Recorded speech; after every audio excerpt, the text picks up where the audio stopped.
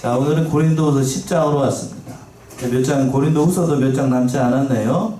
자, 오늘은 이제 고린도후서 10장, 8장과 9장이 특별히 연보에 대한 말씀이었는데, 오늘은 10장은 사도 바울의 그 사도권에 대해서 도전하는 무리들에 대해서 사도 바울 오늘 본문의 말씀에서 우리가 싸우는 거지 진정으로 싸우는 병기가 무엇인지를 예를 들어서 사도 바울의 사도권을 다시 한번 얘기하고 있는 그런 본문의 말씀입니다. 그래서 이제 대지를 세 개로 나눌 수가 있을 것 같은데, 첫 번째는 1절과 2절에 있는 것처럼 바울의 관용과 담대함에 대해서 설명을 하고 있는 그런 말씀입니다.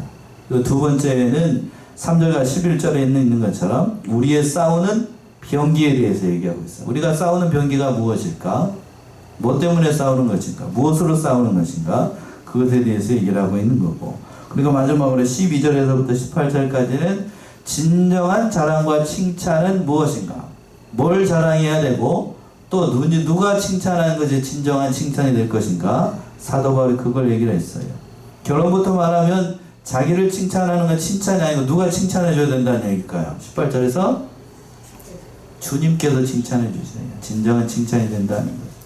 자, 그 말씀에 이제 얘기를 하고 있는 건데, 첫 번째 이제 내주로 와가지고 바울의 관용과 담대함으로 이 모든 일들을 등히 권한다라고 얘기하면서 1절의 말씀을 하고 있습니다. 1절 보시면은요, 너희를 대하여 대면하면 겸비하고 떠나 있으면 담대한 나 바울은 이제 그리스도의 온유와 간용으로 친히 너희를 권하고. 1절과 2절의 말씀을 특히 잘 이해를 해야 되는데, 특별히 1절의 말씀 우리가 잘 이해를 해야 됩니다. 자, 1절 잘 보시면 너희를 대하여 대면하면 겸비하고 떠나 있으면 담대한 나 바울은. 자, 이 말을 누가 한 말일까요? 누가 쓴 말일까요? 이 말은 왜 갑자기 목사님 이걸 물어볼까? 누가 쓰기는 바울이 썼지? 그렇죠? 근데 왜 이걸 물어볼까? 자, 이 말은 무슨 말인가 하면 너희를 대하여 대면하면 겸비하고 떠나 있으면 담대한 나 바울은, 거기다 해놓고 거기다 쉼표를 쫙 찍어보세요. 이게 인용한 말입니다. 인용한 말. 뭘 인용한 말일까? 이 말의 뜻은 사도 바울이 이걸 진심으로 한 말이 아닙니다. 뭔 소리인가요, 목사님? 이건 사도 바울을 비방하는 사람들이 사도 바울에 대해서 비방하면서 이렇게 한 말이라는 얘기예요. 무슨 얘기인가 하면 사도 바울을 뒤에서 중상모략하고 비방하는 사람들이 사도 바울은 너희를 대면할 때에는, 네 얼굴을 볼 때에는 앞에서 굽신굽신하면서 겸비하면서 말하는데 너희를 보지 않을 때는 어떤 사람이라고요? 담대하게 말하는 사람이다. 그런 사람이다. 라고 뒤에서 이렇게 사도 바울을 비방했던 사람들이에요. 이게 무슨 말일까요? 이게 사도 바울이 한 말인데 이게 실상은 누가 한 말이라고요? 거짓 사도들, 바울을 비방하는 사람들이 그렇게 얘기를 하는 거예요. 그 말을 그대로 사도 바울이 인용을 해가지고 지금 이렇게 얘기를 하는 거예요. 그래? 나를 그렇게 생각한다고 얘기를 하는 겁니다. 그러면서 너희를 대면하며 겸비하고 떠나 있으면 담대한 나 바울은, 그러면서 뭘 찍으라고 그랬죠? 쉼표를 딱 찍었어요. 그러면서 그 모든 거짓된 말에 대해서 나 바울은 이제 누구의 마음을 품고 그리스도의 온유와 간용으로 너희를 친히 권한다. 이 말을 하는 거예요. 나에 대해서 중상모략하는 그 말들을 하고 있는데 그 사람들을 내가 누구의 마음을 품고? 그리스도 예수의 마음을 품고 이 말을 한다는 얘기예요.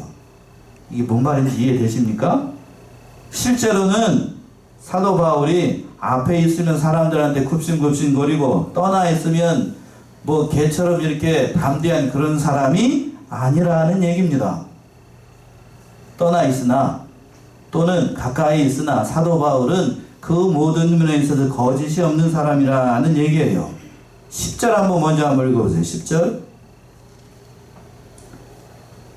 10절이요. 말이 그 편지들은 중하고 힘이 있으나 그 몸으로 대할 때는 약하고 말이 시원치 않다 하니. 이 말을 하는 거예요. 그러니까 사도 바울을 뭘로 볼 때에는 담대하다고요? 이 편지들로 봤을 때에는, 글 쓰는 걸로 봤을 때에는 사도 바울의 이 문장들이나, 지금 우리가 고린도 후서를 보고 있잖아요. 로마서에서 계속해서 이렇게 보고 있는데, 로마서나 고린도 전서나 고린도 후서를 보게 되면, 글 이렇게 쓰는 걸 보게 되면 사도 바울 대단한 사람처럼 느껴져요. 그런데 직접 얼굴을 보면서 사도 바울이 하는 말을 들으면 영 어떻다는 얘기예요? 시원치가 않아. 사도 바울은 말을 잘 했을까요? 못했을까요? 잘 못했어요. 시원하지 않았습니다. 뒤가 더도 잘 나오는데 사도 바울이 외모적으로 봤을 때에 별로 시원치가 않습니다. 키도 작고, 저번에 한번 말씀드린 것 같아요. 사도 바울 외모적으로 봤을 때 머리가 어떻게 했다고요? 머리가 없어요. 그리고 또 코는 무슨 코고? 매부리 코, 이렇게 매부리 코, 매부리 코에다가 머리는 조금 곱실에다가, 남아있는 뒷면머리 뒤에는 머리 곱실에다가 머리는 벗어지고, 키는 짝달막하고 배는 나오고, 요새 말로 하게 되면 전혀 비호감이에요. 비호감. 눈도 제대로 보이지 않아가지고 진물진물 눈이 나오고, 말은 또 어눌해가지고 언어 장애가 있어가지고 아다빠빠빠빠 뭐 이런 소리는 하고 있었고. 그러니까 사도 바울을 보는 사람들 보게 되면 답답한 거예요. 답답해. 그런데 그런 모든 비방하는 물에 대해서 사도 바울이 여기서 이렇게 얘기를 하고 있는 겁니다. 쉽게 얘기하면 나에 대해서 그 비방하는 무리들, 그 무리들에서 내가 한마디 하겠다, 그런 뜻이에요. 누구의 마음을 품고? 그리스도의 마음을 품고. 아이들 키워보셨나요? 저도 이제 어린 아이를 키워봤는데 이 심정을 아마 우리 집사람이 잘 알 것 같아. 애가 말을 안 들을 때에 엄마에 대해서 막 뭐라고 얘기를 했을 때, 부모에 대해서 막 엄마가 나한테 해준 게 뭐가 있어? 지금까지 나 살면서 뭐 나에게 참 용돈을 제대로 줘보기를 했어, 뭐 먹을 것을 맛있는 걸 줘보기를 했어, 막 뭐라고 하니까 엄마가 그걸 딱 참으면서 얘기하는 거예요. 누구의 마음을 품고? 그리스도의 마음을 품고. 그래? 그렇게 얘기를 하냐? 그렇게 나의 엄마에 대해서 그렇게 얘기를 하냐? 딱 한 번 참고 누구의 마음을 품고? 그리스도의 마음을 품고 내가 너에게 말을 한다. 이 말이 그래서 2절부터 나오는 거예요. 사도 바울의 마음이.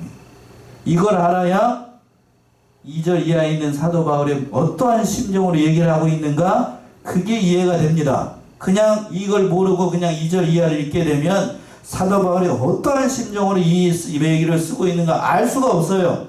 그러니까 성경은 뭐 하는 사람이 있어야 돼요? 가르쳐주는 사람이 있어야 돼요.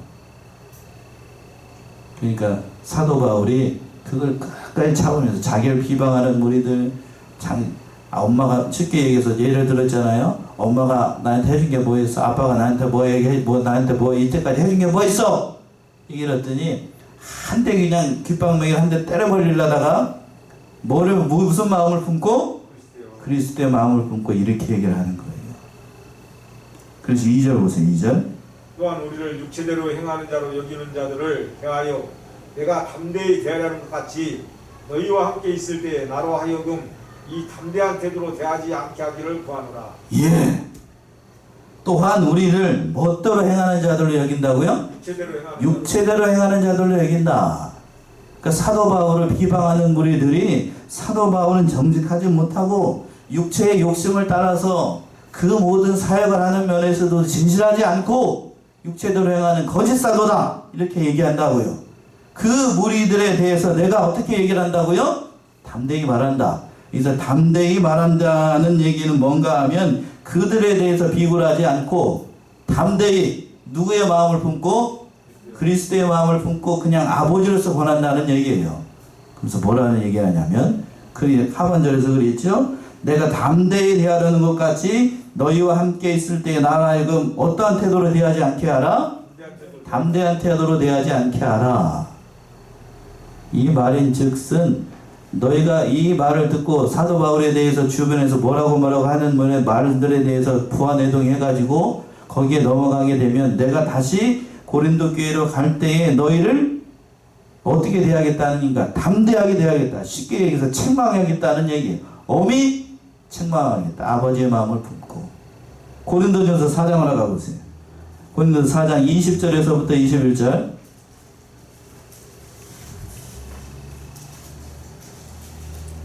전서 4장 20절 21절. 하나님께서는 말을 잊지 않냐고 오직 분명히 있습니다. 너희가 무엇을 원하느냐? 내가 매를 가지고 너희에게 나아가랴. 사랑과 분노한 마음으로 나아가랴.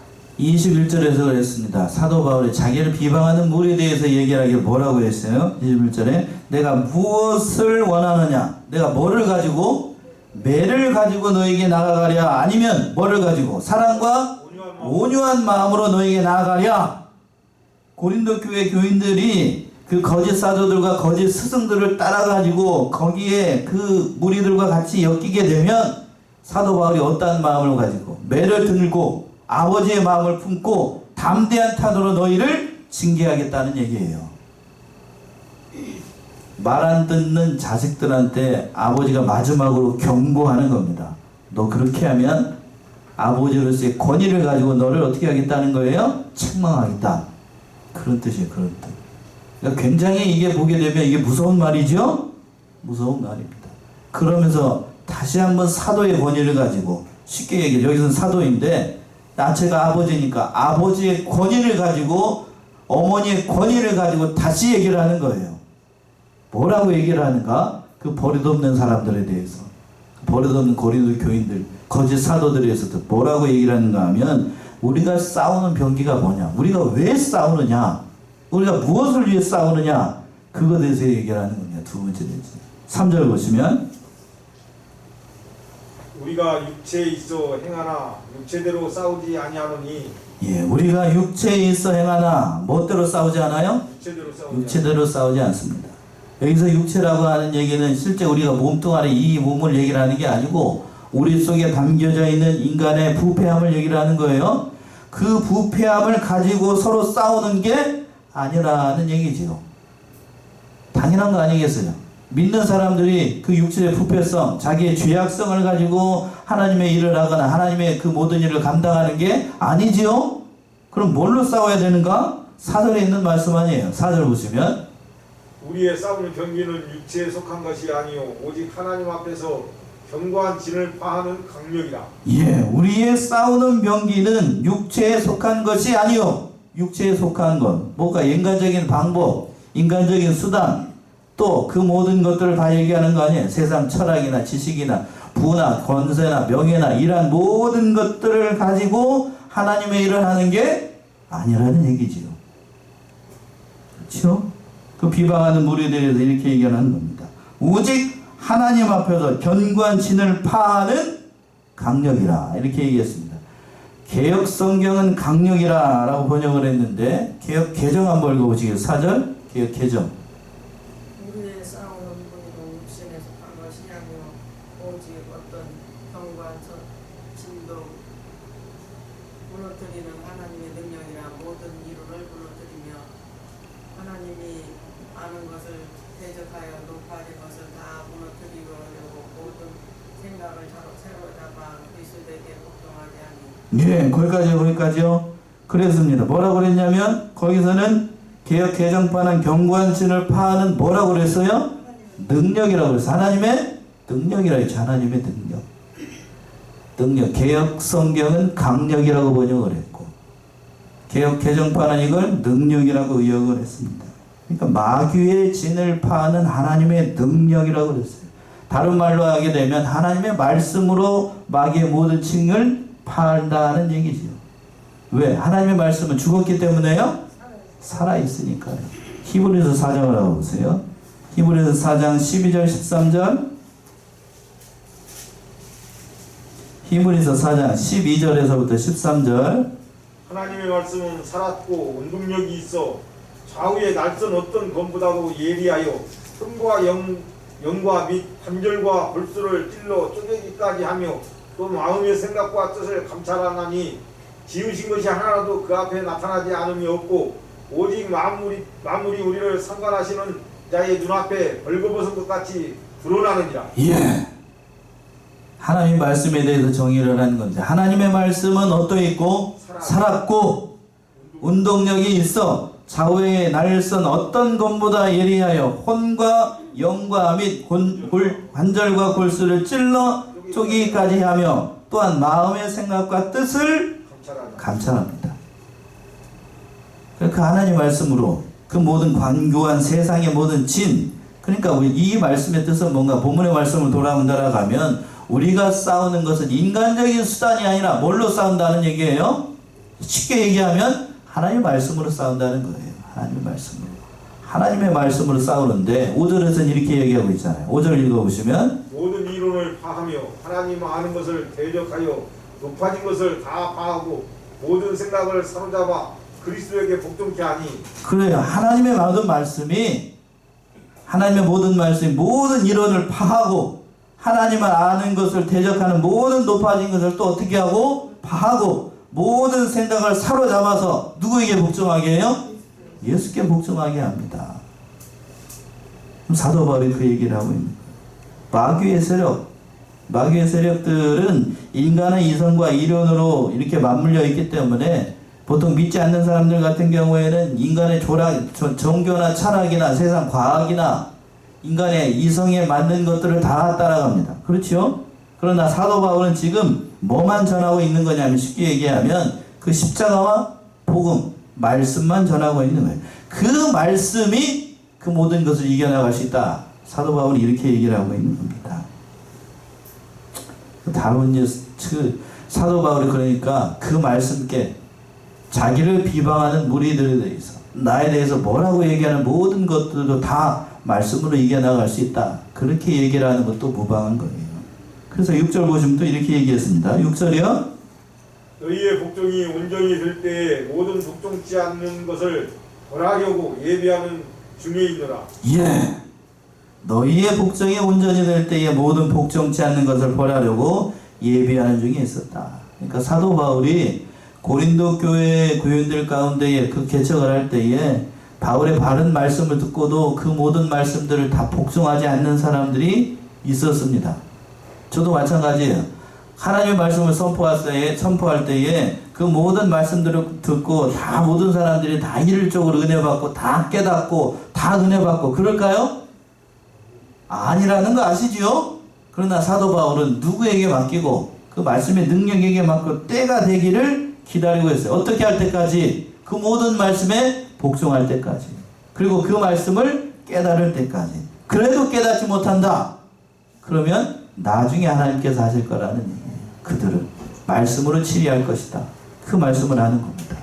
그래서 7절 보시면 또 7절 너희는 외모만 보는도다. 만일 사람이 자기가 그리스도에게 속한 줄을 믿을진데 자기가 그리스도에게 속한 것 같이 우리도 그러한 줄을 자기 속으로 다시 생각할 것이다. 예. 그런데 안타까운 사실은 뭔가 하면 그 고린도에 있는 사람들 가운데에 사도 바울의 외모만을 보고 그 미혹을 받아가지고 사도 바울에 대해 비방하는 사람들이 많았어요. 너희는 외모만 보는 거다. 이 말씀 속에서 저는 한편으로 보게 되면 참 가슴 아파요. 머리가 좀 없으면 어떤가요? 예? 머리가 좀 없으면 저는 다 있어요. 예. 키가 좀 작으면 어때요? 코가 좀 들창하면 어떻고 눈이 좀 저기 해가지고 눈병이 있어가지고 제대로 못 보면 좀 어때요? 그리고 또 머리가 벗어졌어. 머리가 아까 했구나. 또 말을 제대로 못하면 뭐 어때요? 근데 하나님은 오직 복음과 십자가만을 전하는 그 어눌한 키 작고 어눌한 그 사도 바울에게 뭐를 심어줬냐? 뭘 심어줬어요? 복음을 심어줬어요. 복음. 누구보다도 주와 복음에 의해서 충성할 줄을 하나님께서 더 잘 아시기 때문에 누구도 깨닫지 못하는 하나님의 비밀을 그 사도 바울에게 줬습니다. 그러니까 사도 바울이 전하는 그 모든 말씀들을 보게 되면 글에는 중하다라고 했는데 좀 논리정연하게 이 글을 쓸 때는 한자 생각하면서 사도 바울의 생각을 정리하면서 쓸 수 있으니까요. 그러나 말은 여러분들의 반응을 살피고 응기응변적으로 얘기를 해야 될 때가 많이 있습니다. 특별히 이 고린도 교회에 있는 사람들이 누구 때문에 더 이렇게 사도 바울에 대해서 부정적으로 됐냐면 사도 바울의 다음으로 등장하는 사람이 누구였냐면 아볼로였어. 아볼로는 키도 크고 율법학자였으면서 말을 얼마나 잘했는지 몰라요. 일설에 따르게 되면 어느 정도로 말을 잘했냐면 자다가 일어나가지고 비몽사몽일 때 말을 해도 그 말이 아름다웠대요. 뭐 잘 못 알아듣는다? 여러분들 자다가 일어나가지고 누가 곤히 자고 있는데 옆에서 발로 빵 차가지고 말을 할 때 좋은 말이 나와요? 나쁜 말이 나와요? 옆에서 곤히 자고 있는데 남편이 들어와가지고 발로 빵 차면서 배고파 맞죠? 그러면은 옆에 있는 아내가 좋은 말이 나오나요? 예, 육두 문자가 먼저 나오지 않으면 다행입니다. 다행이에요. 다행. 그런데 아볼로는 그러한 때라도 말이 어떻게 됐다고요? 아름다웠대요. 그 정도로 말을 잘했던 거 누구였냐면 아볼로였습니다. 그런데 전임 목사님인 사도 바울을 보게 되면, 원로 목사님 사도 바울을 보게 되면 그 모든 행실을 봤을 때에 글을 읽을 때에는 이렇게요. 글을 읽을 때에는 참 은혜롭고 좋은데 얼굴만 봤다 하면 은혜를 싹 다 어떻게 돼요? 다 까먹어버려요. 다 까먹어버려요. 얼굴만 봤다 하면 다 까먹어버려요. 그러니까 거짓 사도들이 그 사도 바울의 그 모습들을 보고 거짓 사도들과 거짓 스승들 사단이 틈탄 거죠. 그래서 뒤에 가서 가지고 사도 바울이 뭐라고 다 얘기를 하니까 거기에 따라가는 사람들이 많았다는 얘기예요. 그래서 사도 바울이 7절에서 그렇게 얘기합니다. 너희는 뭐만 본다고요? 외모만 본다. 외모만 본다.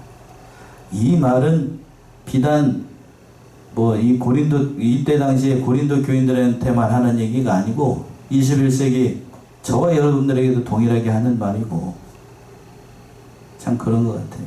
오늘날에도 목사가 어떻게 생겼느니 어떻게 생겼느니 그것만 가지고 얘기를 하는 사람들이 많아요.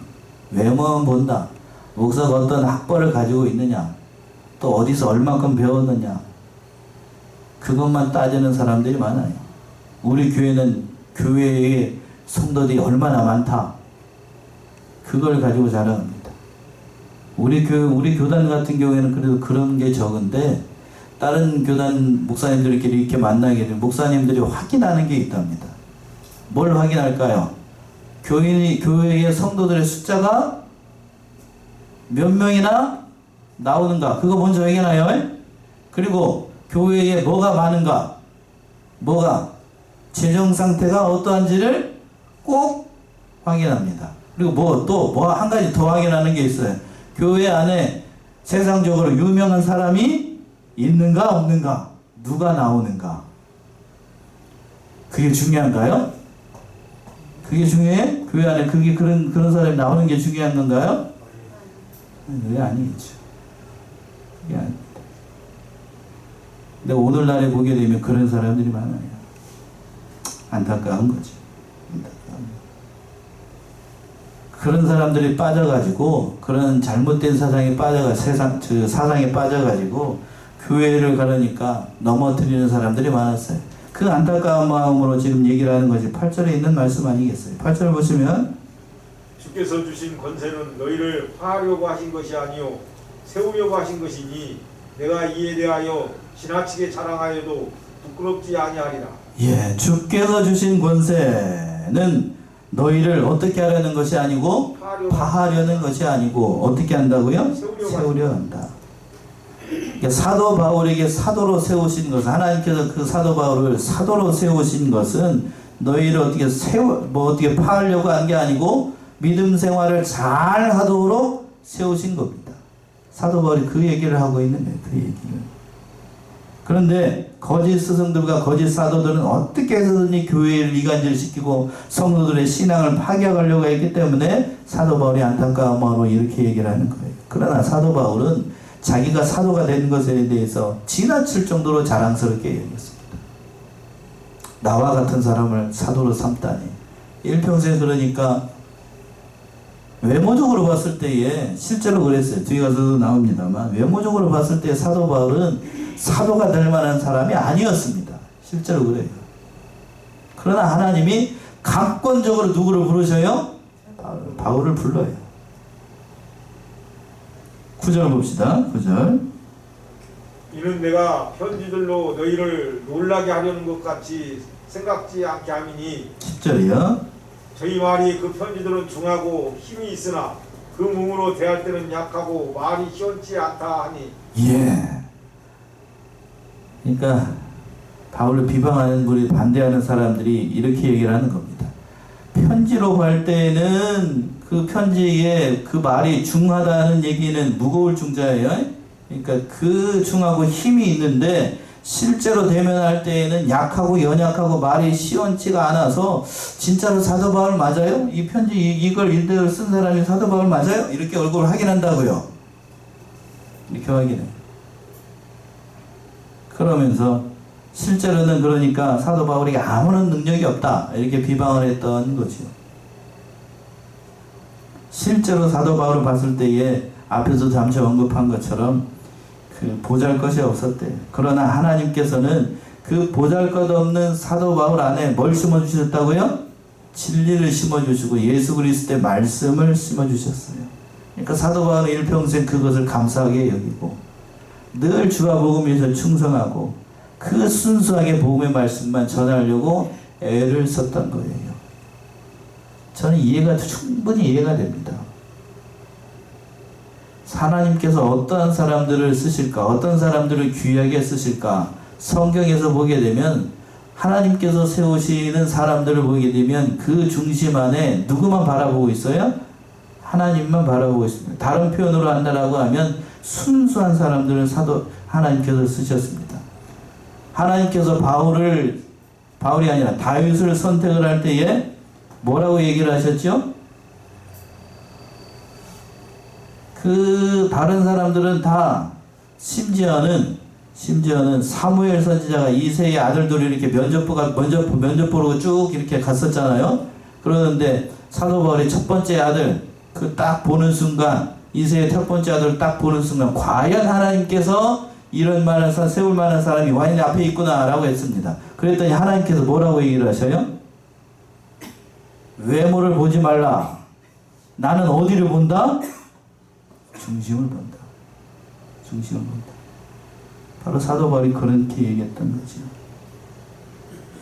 사도 바울이 그렇게 하나님을 위해서 충성할 수 있었던 것이 그런 이유였습니다. 자, 여기까지 또 11절 보시면 이런 사람은 우리가 떠나 있을 때 편지들로 말하는 자가 어떠한 자이면 함께 있을 때 행하는 자도 그와 같은 자일 줄 알라. 예, 거짓 스승들이 말하기를 그렇게 얘기합니다. 편지로는 잘 얘기하지만 그러나 실제로 대할 때는 아무 능력이 없기 때문에 와서도 고린도 교회에 와서도 다시 와서도 아무 일도 하지 못할 것이다 얘기했지만 사도 바울은 엄중하게 경고하는 겁니다. 누구의 마음을 품고요? 그리스도만의 예수님의 마음을 품고 그들을 징계할 것이다. 그렇게 계속하게 나가면 아버지의 마음을 품고 그리스도의 마음을 품고 그들을 징계할 것이다 라고 경고했습니다. 마지막 대지로 와가지고 진정한 자랑과 진정한 칭찬은 뭐가 될 것인가?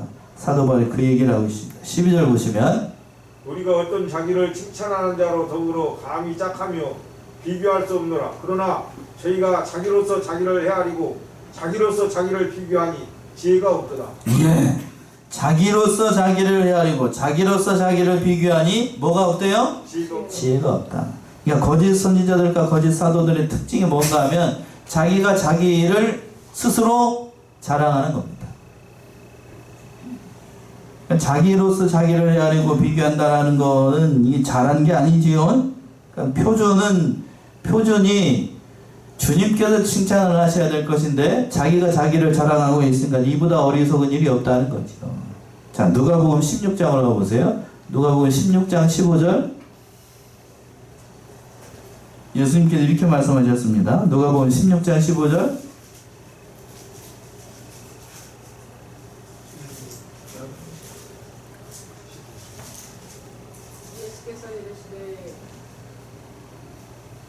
맞아요. 예수께서 이르시되 너희는 사람 앞에서 스스로 옳다 하는 자이나 너희 마음을 하나님께서 아시나니 사람 중에 높임을 받는 그것은 하나님 앞에 미움을 받는 것이니라. 예. 사람 앞에 사람 중에 높임을 받는 그것은 누구에게 미움을 받는다고요? 사람에게 하나님께 미움을 받는다. 그러니까 사람이 인정하는 건 하나님이 인정하시지 않는다는 얘기죠. 사람한테 인정받을 생각하지 말고 누구에게 인정받으려니까 다른 얘기로 하면 뒤집어 생각하면 하나님께 인정받을. 표준은 그러니까 하나님의 표준은 하나님. 그런데 거짓 사도들과 거짓 그리스도들, 거짓 선지자들은 누구로 자기가 스스로 인정을 하는 거예요. 자기가. 그러나 사도 바울은 자기가 자기를 칭찬하지 않았습니다. 칭찬하는 것이 있다라고 하면 자기의 연약함을 칭찬했어요. 자기의 연약함. 내가 연약해지고 내가 약해질수록 누가 더 나타나니까요? 예수님이 더 나타나니까요. 자기가 연약할수록 누구로 나타나는가? 예수 그리스도가 나타나니까. 그러니까 사도 바울이 외견적으로 봤을 때에는 볼품이 하나도 없어요. 그러나 그걸 사도 바울은 뭘로 여겼다고요? 왜 하나님이 나를 이렇게 만드셨을까? 이렇게 못나게 만들었을까? 라고 생각한 게 아니고 내가 연약할수록 누가 나타나니까요? 하나님이 나타나고 그리스도가 나타나니까 그거를 자랑 삼고 나아갔어요. 키가 좀 작으면 어떠냐? 머리가 좀 벗어졌으면 어떠냐? 눈이 좀 깜깜해가지고 눈을 앞에 보이는 걸 못 보면 어떠냐? 그런 심정으로 나타났어요. 그럴수록 누가 더 나타나니까요? 하나님이 나타나니. 그걸 감사하게 얘기했어요. 사랑하는 우리 성안의 성도님들, 다른 사람, 세상 사람들이 나를 그렇게 외모적으로 비하할 때, 또 뭐 어떤 것으로 비하할 때, 그 그리스도만 자랑할 수 있어야 돼. 누구처럼요? 사도 바울처럼. 그러면 승리자가 되는 거예요. 귀합니다. 귀합니다.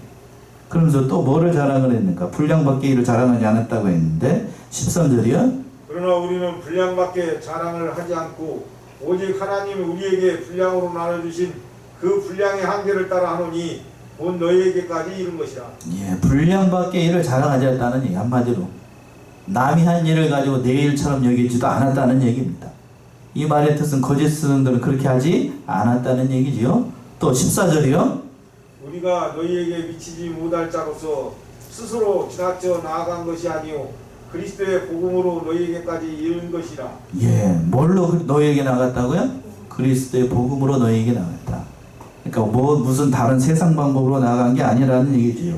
15절 보시면 또 우리는 남의 수고를 가지고 분량밖에 자랑하는 것이 아니라 오직 너희 믿음이 더할수록 우리의 한계를 따라 너희 가운데서 더욱 위대하여지기를 바라노라. 이걸 잘못 이해하게 되면 사도 바울이 너희들 가운데서 위대해지기를 바랬다는 얘기인데 그런 뜻으로 한 말이 아니고 나를 통하여서 너희가 어떻게 되기를 원했냐면 그리스도 안에서 더 위대해지기를 원했던 거예요. 이게 뭔 말인지 이해가 되시지요?